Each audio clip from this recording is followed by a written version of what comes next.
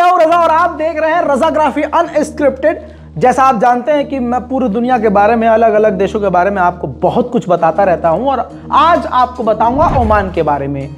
Oman के बारे में ऐसी ऐसी बातें बताऊंगा कि आपका दिमाग चकरा जाएगा और गारंटी देता हूं आपको ये बातें पता भी नहीं होंगी।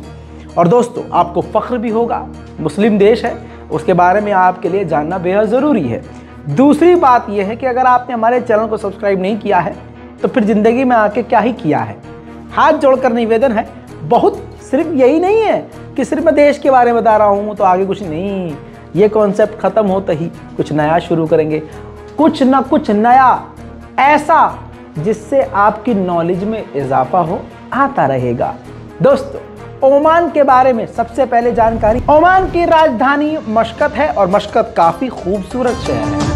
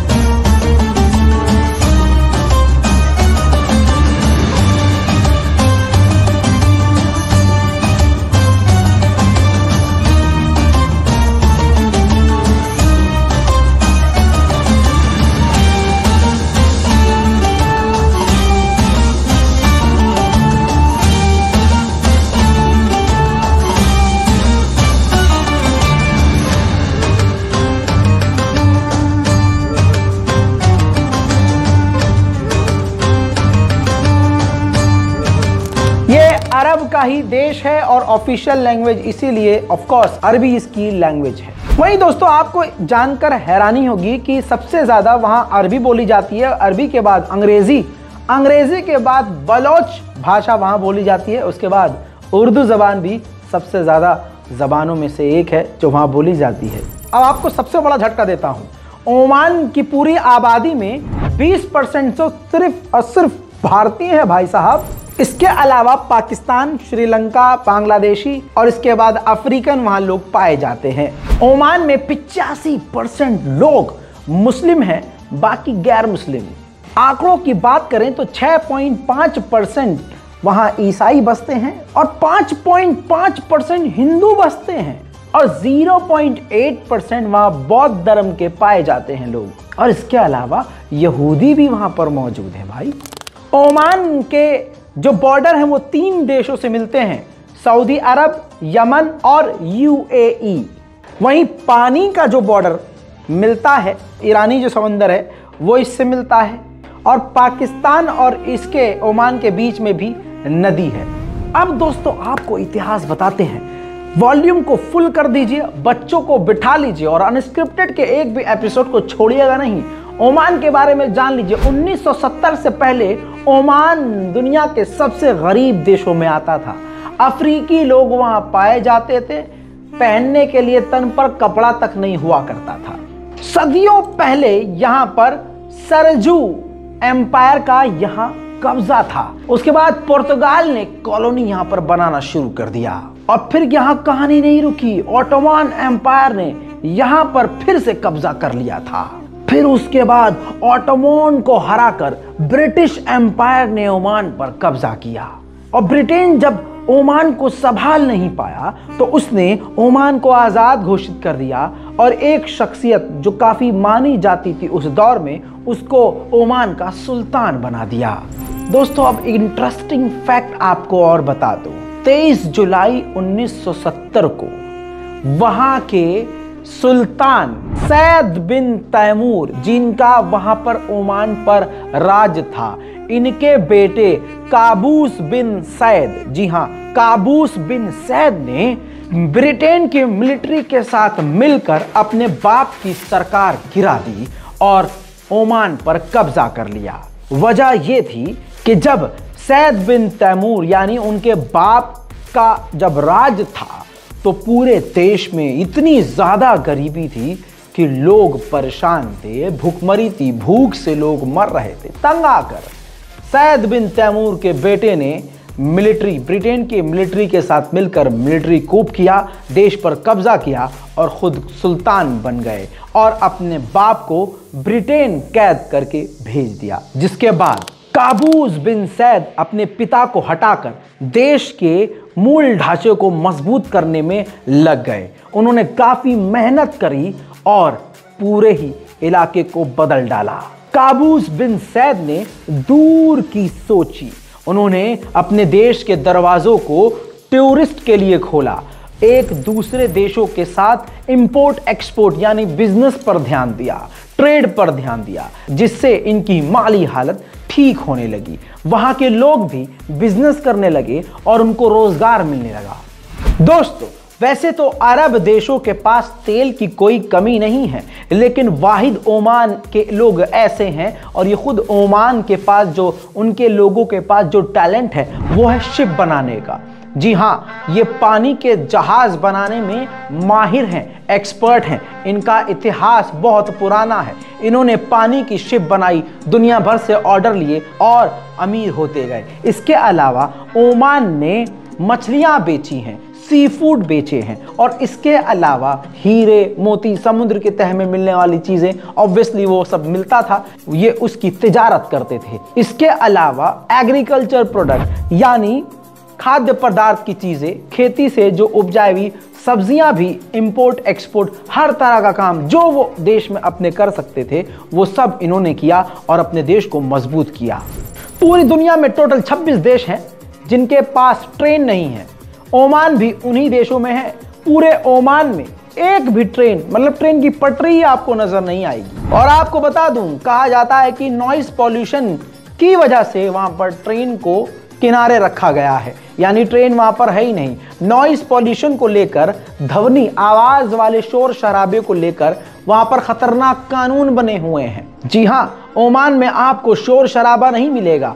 कार में कोई गलती से हॉर्न भी बजाता हुआ नहीं मिलेगा। कोई गली में शोर शराबा, रोड पर हाय हुल्लड़ करता हुआ नहीं मिलेगा। पूरी दुनिया में सबसे शांत देशों में से ओमान है, बिल्कुल शांति है। वहीं ओमान तो रजा भाई को जाना ही पड़ेगा, क्योंकि ओमान में हुक्का ट्रेडिशनल है। जी हाँ दोस्तों, हुक्का लवर हैं वहाँ के लोग और ये चीज़ वहीं से आगे बढ़ी है। ओमान में आप अगर जाएंगे तो हर दरवाज़ा सजावट से मिलेगा, सजा हुआ मिलेगा, डिज़ाइन मिलेगा, अलग अलग कलाकृतियाँ मिलेंगी। वहाँ के लोग अपने दरवाज़ों को, दरो दीवार को बड़े ही खूबसूरत अंदाज में सजा कर रखते हैं। सबसे पुरानी अरब देशों में ओमान एक ऐसा अरब देश है जो सबसे पहले इंडिपेंडेंट, अपने ऊपर निर्भर हो गया था। ओमान के बारे में एक अद्भुत जानकारी देता चलूं, ओमान में जितने भी मकान होंगे सबका रंग सफेद होगा, कोई और कलर नहीं करवा सकते। अगर आप कोई और कलर करवाएंगे तो उसके लिए सरकार से लिखित में आपको परमिशन लेनी होगी। दूसरी बात आपको बता दूं कि ओमान में ऊंची ऊंची इमारतें और बिल्डिंग नहीं है। ओमान के लोगों के बारे में बात करें तो ओमान के लोगों को आइसक्रीम बहुत ज्यादा पसंद है। वो बहुत ज्यादा आइसक्रीम खाते हैं और चिली फ्लेवर की वो आइसक्रीम ज्यादा खाते हैं।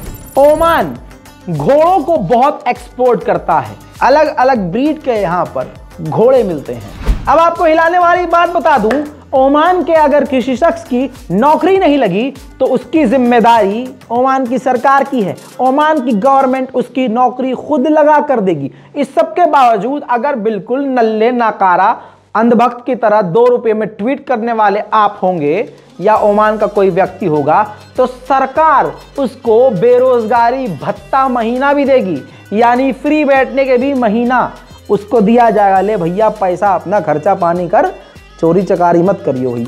और आपको बता दूं, वहाँ कोई ओमान का बच्चा 18 साल का हो जाता है तो सरकार उसको जमीन का टुकड़ा दे देती है कि लो घर बनाओ। और अगर किसी शख्स के पास अपना मकान बनाने के लिए पैसा नहीं होता है तो सरकार उसको मकान बना के देती है। अरे यार, ओमान में ही पैदा हो जाते गलती से। एक मजेदार बात और, ओमान में कोई टैक्स नहीं है, बिल्कुल टैक्स फ्री देश है।